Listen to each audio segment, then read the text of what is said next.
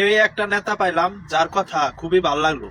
এর প্রত্যেকটা কথা যদি বাংলার জনগণ মেনে চলে, তার কথার মতোই যদি মানুষ ভোট দেয়, তাহলে বাংলাদেশ একদিন ভালো মানুষের দ্বারা পরিচালিত হবে ইনশাল্লাহ। কথাগুলা শুনে যান কি বলি। আল্লাহ ছাড়া কারো কাছে কিছু চাই না, সেই জন্য আমি ইলেকশন করলেও ভোট চাবো না। ঠিক আছে, মানুষ একজন আরেকজন কাছে যা বলে আমার জন্য দোয়া করেন, দোয়া কি চাইলেই দেয় মানুষ? দোয়া পাওয়া যায় ভালো ব্যবহার করলে। ভালো ব্যবহার করলে কি চাইতে হয়? চাইতে হয় না। ভোট চাইতে হবে কেন? ভোট কেন চাইতে হবে?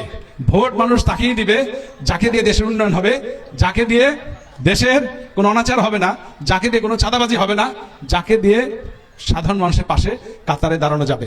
আমি আরেক জায়গায় বলেছি, প্রশ্ন শেষ করার আমি তো আমার বক্তব্যটা শেষ করে নিই। আমি আরেক জায়গায় বলেছি যে আপনি আমাকেও ভোট দিবেন না, ভোট দেওয়ার আগে আমাকে নিয়ে 10 বার ভাববেন। কেন ভাববেন? আমি কি 25 বছর যাবত কি করি, তাই না? আমার দাদা, আমার বাবা সাধারণ মানুষের সাথে ছিল, তাদের উপকার আসছে না ভোগ বিলাস করে জীবনটা কাটিয়ে দিয়েছে? আমার নানা, আমার মামারা সাধারণ মানুষের জন্য করেছে না করে নাই? আমার মা কি?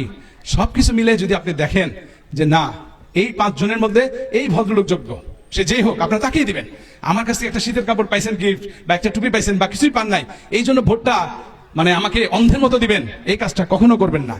আমায় আপনি অন্ধ সাপোর্ট করি বলেই আজকে বিভিন্ন দলগুলা কিন্তু অনেক স্বেচ্ছাচারী আচরণ করে।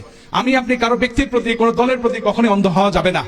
এই জন্য যাবে না যে আপনাকে বিচার বিবেচনা করতে হবে আপনার জন্য ভালোকে। আপনি যদি ভুল লিডারশিপ পছন্দ করেন তাহলে কিন্তু আপনি সাফার করবেনই।